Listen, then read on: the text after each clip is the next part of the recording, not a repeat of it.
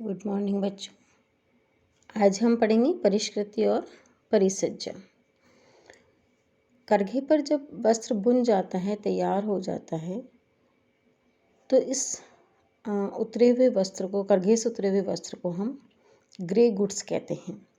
Grey goods, करघे से उतारा गया बुना हुआ वस्त्र ग्रे गुड्स कहलाता है। यह आकर्षक विहीन रहता है, इसकी सतह खुरदरी रहती है, कई धब्बे लगे रहते हैं, ग्रीस तेल इनके धब्बे लगे रहते हैं मशीन के। ये चमक विहीन रहता है, सभी तरफ से समानांतर नहीं होता, किनारियाँ टेढ़ी मेढ़ी रहती हैं, तो इनको उपयोग में नहीं लिया जा सकता, बाज़ार में बिक्री के लिए नहीं भेजा जा सकता। इन्हें कोई भी इस कंडीशन में पसंद नहीं करेगा। अतः ग्रे गुड्स पर कुछ विशेष प्रकार की परिष्कृतियाँ और परिसज्जाएँ दी जाती हैं, जिनसे इनका रूप संवर जाता है, इनमें आकर्षण आ जाता है, समानांतर हो जाते हैं, उपयोग के अनुरूप इन्हें बनाया जा सकता है, अपनी उपयोगिता के अनुकूल इनका रूप परिवर्तन किया जा सकता है, इनमें विशेष प्रकार के गुण उत्पन्न किए जा सकते हैं और इस तरह परिष्कृति और परिसज्जा इनको दे करके और वस्त्र को उपयोगी बनाया जा सकता है, या ग्रे गुड्स को हम उपयोगी बना सकते हैं। कुछ विशिष्ट परिसज्जाओं के द्वारा वस्त्र पर नमूने भी उभारे जा सकते हैं। एक्चुअल में परिष्कृति या परिसज्जा का जो उद्देश्य है वो है कि वस्त्र के बाह्य रूप को उन्नत करना, उसे आकर्षक बनाना। उसके अलावा वस्त्र के प्रयोजन, अनुकूलता एवं उपयोगिता बढ़ाना, वस्त्र को कड़ा करना एवं वजन बढ़ाना,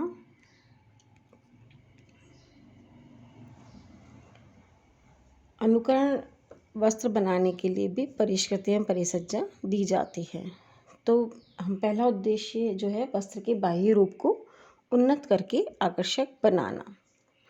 वस्त्र कताई और बुनाई के समय बहुत गंदे हो जाते हैं, मशीन के ऊपर चढ़ते हैं तो उनमें तेल, चिकनाई, काले धब्बे लग सकते हैं, उनके ऊपर धूल जम सकती है, वो गंदे और मटमैले हो सकते हैं। इसलिए उनके ऊपर कई प्रकार की परिसज्जा उनको साफ करने के लिए दी जाती है, जैसे ब्लीच है, स्काउरिंग है आदि। उनके वस्त्र को, उसके सतह को चिकना करने के लिए इस्त्री किया जाता है। उनके अंदर जो दोष रहते हैं उनको दूर करने के लिए कई प्रकार की परिसज्जा दी जाती है। अतः उन्हें सुंदर और आकर्षक बनाया जाता है, उनके दोष को छुपाया जाता है और उनमें गुण उभारे जाते हैं। तो इसी कारण यही उद्देश्य है परिष्कृति और परिसज्जा का। दूसरा उद्देश्य है वस्त्र के प्रयोजन, अनुकूलता एवं उपयोगिता बढ़ाना। कताई बुनाई के बाद जो वस्त्र करघे से उतरता है वो बिल्कुल ढीला, लुजलुजा, बेजान सा होता है। उसके अंदर कड़ापन, ताजगी लाने के लिए, उसमें सुंदरता लाने के लिए, आकार विहीन रहता है, उसको एक आकार में लाने के लिए, वस्त्र को किसी न किसी प्रयोजन के लिए जब हम खरीदते हैं, जैसे पर्दे बनाने हैं, चादर बनानी है, गिलाफ बनाना है, किचन के काम के लिए वस्त्र बनाना है, तो उसके अंदर उस तरह के गुण लाना अनिवार्य हो जाता है। तो जिससे कि हम अपना कार्य उसके द्वारा सफलतापूर्वक पूरा कर सकें। तो इस विभिन्न प्रयोजनों के अनुकूल बनाने के लिए भी वस्त्र के ऊपर कई प्रकार की परिष्कृति और परिसज्जा दी जाती है, जिससे उनके अंदर सलवट नहीं पड़ती, वो जल अब्जॉर्ब कर सकते हैं, वो अज्वलनशील बन सकते हैं, उनके अंदर जल अभेद्य रहता है। तो इस तरह से हम वस्त्र की प्रयोजन, अनुकूलता, उपयोगिता परिष्कृति एवं परिसज्जा के द्वारा बढ़ा सकते हैं। तीसरा जो उद्देश्य है वो है विभिन्नता उत्पन्न करने के लिए। सभी वस्त्र करघे से निकलने के पश्चात एक समान दिखाई पड़ते हैं। यदि बाज़ार में हम वस्त्र लेने जाते हैं तो हमें कई रूप, कई रंग के अपने जैसा हम चाहते हैं वैसे मिल जाते हैं। तो वस्त्र के अंदर विभिन्नता लाने के लिए भी, किसी भी प्रकार से रंग के अंदर विभिन्नता लाने के लिए, उनमें आकर्षण के द्वारा विभिन्नता लाई जा सकती है, छापे से, नमूने से, उनके डिज़ाइनिंग के द्वारा। तो कई प्रकार से अपनी अपनी पसंद और रुचि, क्योंकि सब अलग अलग होती है तो उनके अंदर विभिन्नता लाई जा सकती है। किसी में रोए उठाए जाते हैं, किसी में गांठें उत्पन्न की जाती हैं, किसी की चमक को ज़्यादा बढ़ाया जाता है, किसी की चमक को कम किया जाता है। तो इस प्रकार एक ही प्रकार से तैयार करघे से वस्त्र को हम विभिन्न परिष्कृति परिसज्जा के द्वारा विभिन्नता लेकर के आ सकते हैं। उसके पश्चात आता है वस्त्र को कड़ा करना तथा उसका वजन बढ़ाना। करघे से उतरा हुआ वस्त्र बिल्कुल ढीला होता है, लुजलुजा होता है, किसी काम का नहीं होता, अतः उसके ऊपर इस प्रकार की परिसज्जा दी जाती है कि उन वस्त्र में कड़ापन आ जाता है, एक आकार में स्थिर हो जाते हैं वो। तो वस्त्र में कड़ेपन की आवश्यकता के अनुसार हम उनको अलग अलग मांड भी चढ़ा सकते हैं, गोंद भी चढ़ा सकते हैं, उनके ऊपर कई प्रकार की इस्त्री करके और गरम इस्त्री करके, भाप दे करके अलग अलग तरह से उनको हम कड़ा कर सकते हैं। कुछ वस्त्र ऐसे भी होते हैं जिनको हमें मुलायम करने की आवश्यकता होती है, तो उनके ऊपर ग्लिसरीन, मोम, पैराफिन आदि के द्वारा उनके ऊपर परिष्कृति की जाती है। तो जब उनके ऊपर कड़ा किया जाता है, वजन उनका बढ़ाया जाता है, तो वो भारी हो जाते हैं थोड़े।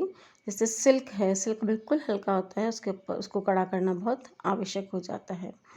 तो इस प्रकार से वस्त्र को हमें कड़ा बनाने के लिए, उपयोगी बनाने के लिए भी परिष्कृति उसके ऊपर की जाती है। उसके पश्चात आता है अनुकरण वस्त्र बनाने के लिए। वस्त्र पर परिसज्जा देने का एक उद्देश्य यह भी है कि वस्त्र अपने मौलिक बाह्य रूप को बदलकर किसी अन्य प्रकार के वस्त्र के समान बनाया जाता है। इस तरह की परिसज्जाएं अनुकरण वाले वस्त्र के लिए तैयार की जाती हैं। सूती वस्त्र पर रोए उठाकर उनको गर्म वस्त्र बनाया जा सकता है, उससे कुछ गर्मी का गुण उसमें आ जाता है। तो हम दूसरे वस्त्र के समान इस वस्त्र को बना सकते हैं। जैसे जो हमें प्राकृतिक रेशे प्राप्त होते हैं, उस प्रकार के रेशे हम मानवकृत या कृत्रिम रेशे बनाते हैं, उनके ऊपर परिष्कृति एवं परिसज्जा दे करके। तो कुछ ये थे उद्देश्य कि हम परिष्कृति परिसज्जा वस्त्र पर क्यों कर रहे हैं। उसके पश्चात आता है परिष्कृति एवं परिसज्जा को कौन कौन से ऐसे कारक हैं जो कि प्रभावित करते हैं। परिष्कृति परिसज्जा की कई विधियां हैं, इनसे वस्त्र को विविध रूप हम देते हैं। तो जब हम बुनकर के वस्त्र तैयार हो जाता है तो परिष्कृति परिसज्जा का हम चयन करते हैं कि हमें किस प्रकार की परिष्कृति परिसज्जा उस वस्त्र को देनी है।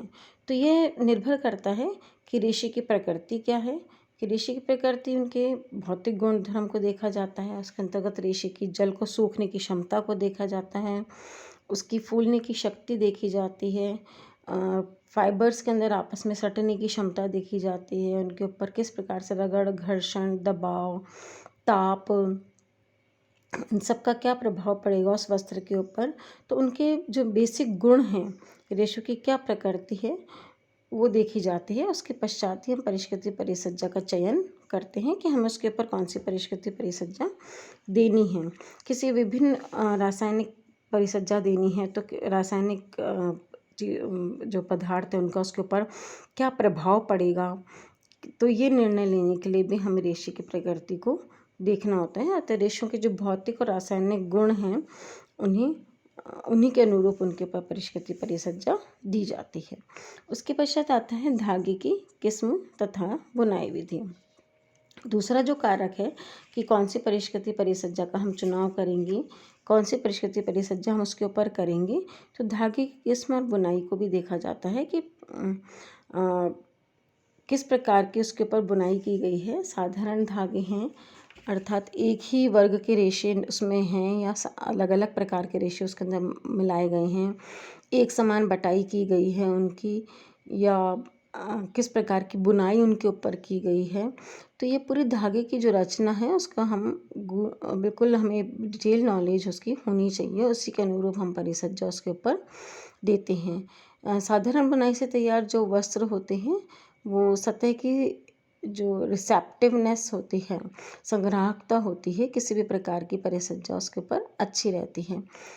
लेकिन हम अगर सजावट वाली बुनाई या कुछ और हैवी बुनाई हम उसके ऊपर कर रहे हैं तो परिसज्जा ग्रहण करने में मुश्किल होती है, तो हम ये देखते हैं कि धागे किस प्रकार के हैं, जिनसे वस्त्र बनाए गए हैं, उनकी बुनाई किस प्रकार की गई है, जिनके द्वारा वस्त्र का निर्माण किया गया है, उसी अनुरूप हम परिष्कृति परिसज्जा का चुनाव करते हैं।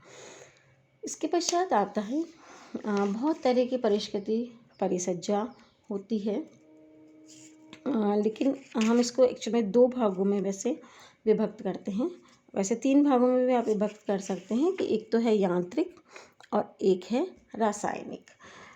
कई परिष्कृति परिसज्जा इस प्रकार की भी है जिसमें यांत्रिक की भी आवश्यकता होती है और रासायनिक परिष्कृति की भी एक साथ ही दोनों में आवश्यकता होती है। तो मैंने ये आपके इसमें विभिन्न प्रकार की यांत्रिक विधियाँ लिखी हैं, जिनको मैंने गोले करे हैं वो आपके कोर्स में हैं, फिर भी मैं आपको थोड़ा थोड़ा सभी के बारे में आपको डिटेल नॉलेज दे रही हूँ। तो पहला आता है यांत्रिक विधि में झुलसाकर सतह को चिकना बनाना, कि ऊपरी सतह पे जो रोए निकले हुए रहते हैं छोटे छोटे, उनको झुलसा करके साफ़ कर दिया जाता है और सतह को चिकना बनाया जाता है। उसके बाद आता है कटाई तथा ब्रशिंग।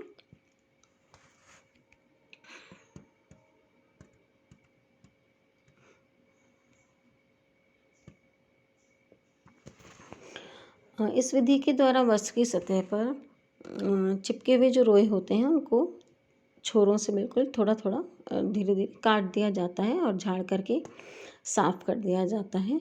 यह काम मशीन के द्वारा भी किया जाता है।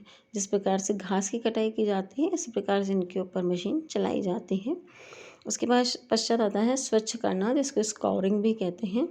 रेशों पर कुछ प्राकृतिक अशुद्धियाँ, मोम वसायुक्त पदार्थ सटे रहते हैं, उन्हें हटा देने से रेशा स्वच्छ हो जाता है।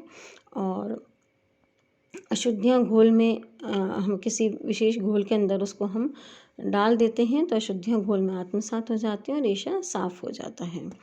विरंजन वस्त्रों को प्राकृतिक मटमैले रंग और बुनाई के समय दाग धब्बे उसके अंदर लगे रहते हैं, तो उनको अशुद्धियों से मुक्त कर देते हैं, उन पर सफ़ेदी लाई जाती है।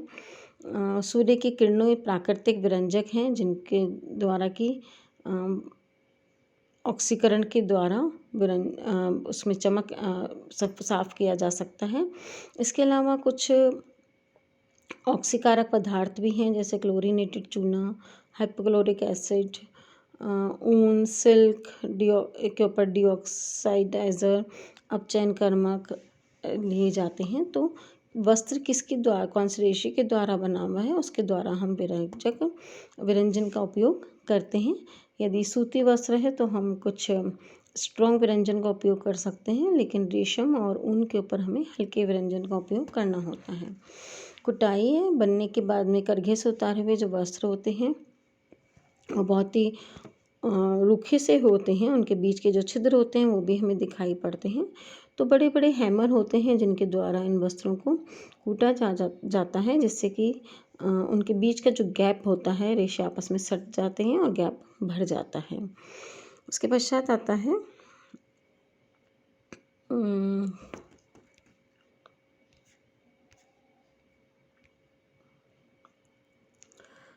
कड़ा करना या भरना।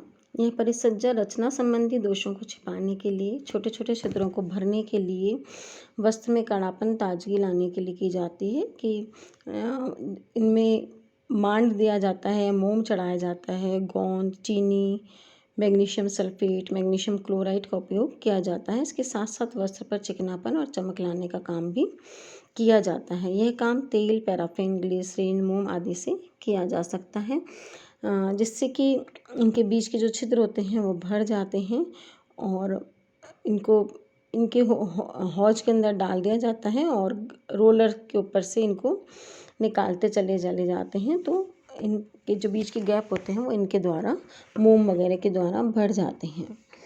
फिर है श्रिंकिंग।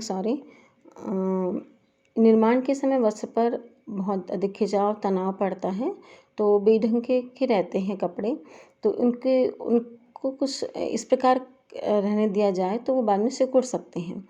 इसलिए सामान्य स्थिति पर लाकर स्थिर करने का प्रयत्न किया जाता है। ऐसा बनाने के लिए इन्हें गर्म पानी, ठंडे पानी बारी बारी में गर्म पानी में से ठंडे पानी, ठंडे पानी में से गर्म पानी में बारी बारी में डुबो करके वाष्प का संपर्क प्रदान करके रसायनों की सहायता से इन्हें स्थिर किया जाता है।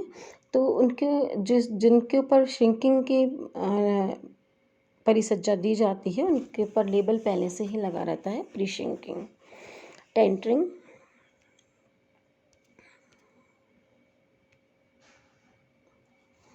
निर्माण की विभिन्न अवस्थाओं को पार करते करते वस्त्र पर बहुत अधिक खिंचाव तनाव पड़ जाता है, तो चौड़ाई टेढ़ी मेढ़ी हो जाती है। उसको ठीक करने के लिए दोनों तरफ के जो किनारे होते हैं उनको हमें सीधा करना होता है। तो सीधा करने के लिए टेंटरिंग के यंत्र का उपयोग किया जाता है, जिसमें हुक की श्रृंखला रहती है। इन्हीं हुकों पर वस्त्र के सेल्वेज को किनारियों को फंसा दिया जाता है। फ्रेम पर तान देने के बाद वस्त्र पर भाप लगाई जाती है, जिससे वस्त्र को जिस स्थान से फैलना होता है वहाँ फैल जाता है और जहाँ से सिकुड़ना होता है वहाँ पर दब जाता है, संकुचित हो जाता है और बहुत कुछ किनारी इसकी इससे ठीक हो जाती है। और गर्म इस्त्री करने से भी या गर्म करने की गर्म विधि के द्वारा भी इसको सुखा करके और वस्त्र को सीधा कर लिया जाता है। उसके पश्चात आता है कैलेंडरिंग। यह वास्तव में बड़े पैमाने पर इस्त्री करने की प्रक्रिया है। वस्त्र को ऐसे रोलरों के बीच में से निकाला जाता है जो बहुत भारी होते हैं।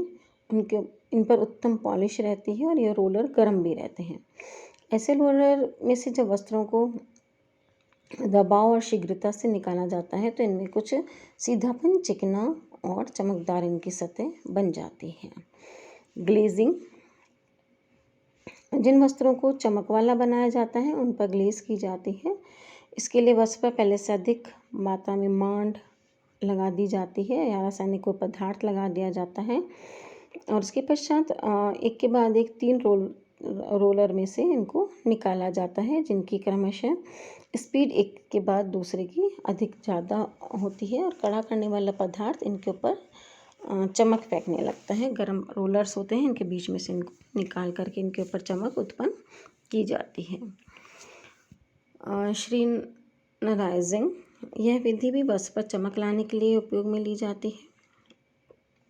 इसके सस्ते दाम के जो वस्त्र होते हैं ग्राहक को आकर्षण करने के लिए इस प्रकार की चमक इनके ऊपर लाई जाती है। फिर है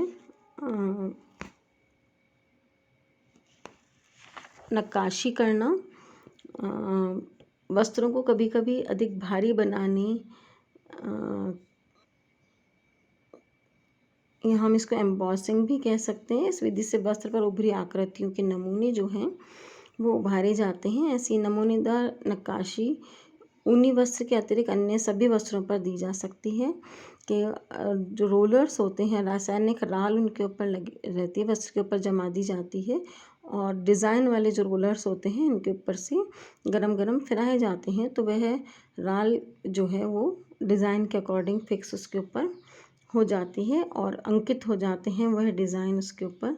तो ताप सुनम्य रेशों से निर्मित जो वस्त्र होते हैं इस विधि से उनके ऊपर नक्काशी की जाती है। बिना किसी सहायक पदार्थ के भी इनके ऊपर नक्काशी अंकित हो सकती है।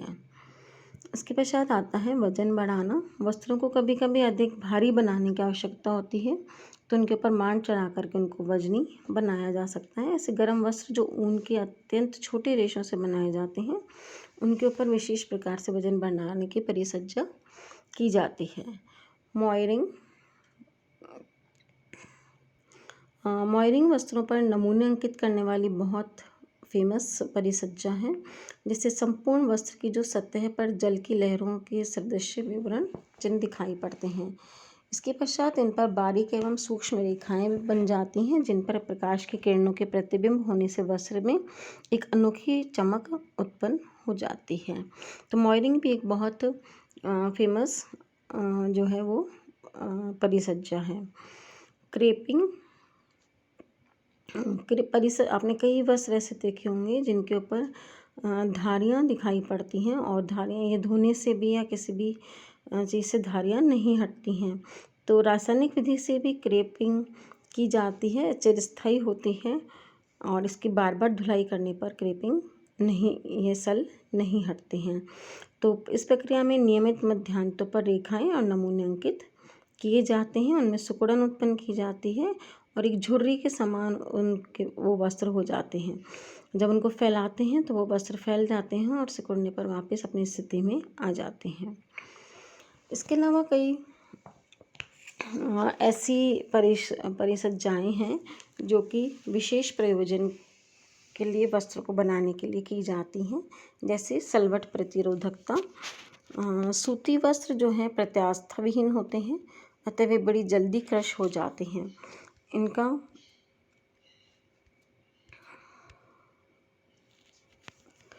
बहुत जल्दी क्रश हो जाते हैं, तो ऐसा सूती वस्त्र में अधिकतर होता है। तो इनका बाह्य रूप बहुत जल्दी से बिगड़ जाता है और थोड़ी देर पहनने के पश्चात ही वो ख़राब से लगने लगते हैं।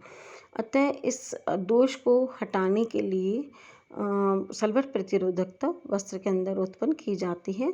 इस परिसज्जा के लिए रासायनिक विधि से धागों में रासायनिक राल गोंद का प्रवेश कराया जाता है और उन्हें लचीला बनाया जाता है।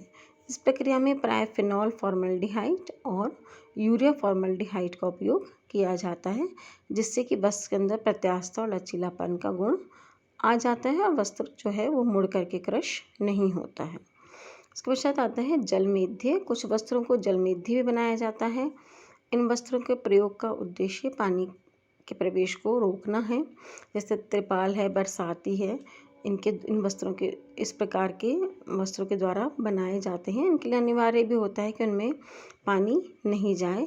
अतः जलमेध्य परिसज्जा में वस्त्र की सतह पर रबड़ और प्लास्टिक के रासायनिक राल की तह जमा दी जाती है और इस प्रक्रिया से बुनाई के कारण उनमें बने हुए छिद्र भी बंद हो जाते हैं और उनके ऊपर जब पानी गिरता है तो फिसल करके बह जाता है और अंदर प्रवेश नहीं करता, क्योंकि उनके बीच का जो झिर्रापन है या गैप जो है रेशों के बीच में वो बिल्कुल ख़त्म हो जाता है और तो यह बरसात के लिए भी अच्छे रहते हैं। उसके पश्चात है अज्वलनशील परिसज्जा। अग्नि बुझाने वाले जो व्यक्ति होते हैं उनके पोशाक इस प्रकार के वस्त्र के द्वारा बनाई जाती है, जिससे कि अग्नि से वो अप्रभावित रहते हैं। अज्वलनशील वस्त्र बनाने के लिए जो है वस्त्र की दोनों सतहों पर अमोनियम सल्फेट का एक मोटा स्तर लगा दिया जाता है, जिससे भीतर के धागे पूर्णतः छिप जाते हैं और ऊपर जो मसाला होता है वो अज्वलनशील होता है। तो आग से जो है वो धागों की रक्षा हो जाती है और व्यक्ति आराम से उसको पहन करके और कार्य कर सकता है। वे कोमलता और लचीलापन भी उनका नष्ट नहीं होता, तो काम करने में भी उनको पहन करके कार्य करने में असुविधा नहीं होती है और उनकी सूखी धुलाई की जाती है तो ये स्वच्छ हो जाते हैं। फिर आता है कीड़ों से वस्त्र को बचाने के लिए परिसज्जा। कीड़ों से रक्षा करने के लिए वस्त्र पर विशेष प्रकार की परिसज्जा दी जाती है, विशेष प्रकार से सिल्क और ऊन पर। ये रसायन जो होते हैं जैसे फ्लोराइड है, सिलिकोफ्लोराइड है, ये विष के समान निषेधक सिद्ध होते हैं। कीड़े ऐसे वस्त्रों के ऊपर समीप भी आना नहीं चाहते हैं, तो इस प्रकार से धूप, प्रकाश, नीम की पत्ती, गैस, अन्य दवाइयाँ भी वस्त्रों को कीड़ों से रक्षा के लिए प्रयोग की जाती हैं। फफूंदी से बचाओ। ये वस्त्र निर्माण में काम आने वाले कुछ रेशेज होते हैं, उनको फफूंदी से बचाया जाता है। विशेष रूप से कॉटन है, सिल्क है, तो इनको फफूंदी से बचाना ज़रूरी होता है। तो फफूंदी से बचाने के लिए इन पे टर्पेंटाइन और फॉर्मल्डिहाइड का घोल लगाया जाता है, जो कि फफूंदी प्रतिकारक कार्य करता है। इस प्रकार से कुछ और जैसे एंटीसेप्टिक परिसज्जा देना है, मेडिकल में जो काम आते हैं कपड़े, उनको एंटीसेप्टिक परिसज्जा, एंटी स्नेक फिनिशेस भी दी जाती हैं। एंटीसेप्टिक परिसज्जा मेडिकल में काम आता है और एंटी स्नेक जो फिनिश है वो विशेष प्रकार से गुण उत्पन्न इसके अंदर कर देती है कि बस जो प्रतिदिन निटिंग से जो बने हुए कपड़े होते हैं उनका दिन प्रतिदिन हम देख रहे हैं कि उनका यूज़ बढ़ता चला जा रहा है, होजरी के आइटम्स बढ़ते चले जा रहे हैं। तो एक धागा खींचने पर ये पूरा का पूरा खींच करके सामने पूरा उधड़ जाता है, तो उस अवगुण को बचाने के लिए एंटी स्नेक फिनिश इनके ऊपर दी जाती है और इस पर जेपेल विधि इसको कहते हैं, और इसके द्वारा जो तैयार किए जाते हैं वस्त्र वो फिर उधड़ते नहीं हैं। इस प्रकार वस्त्र को चमक बनाने के लिए, आकर्षक बनाने के लिए, विभिन्न प्रकार के प्रयोजन के लिए जो है वो परिष्कृति परिसज्जा दी जाती है। ये चैप्टर आज यहीं समाप्त होता है। धन्यवाद।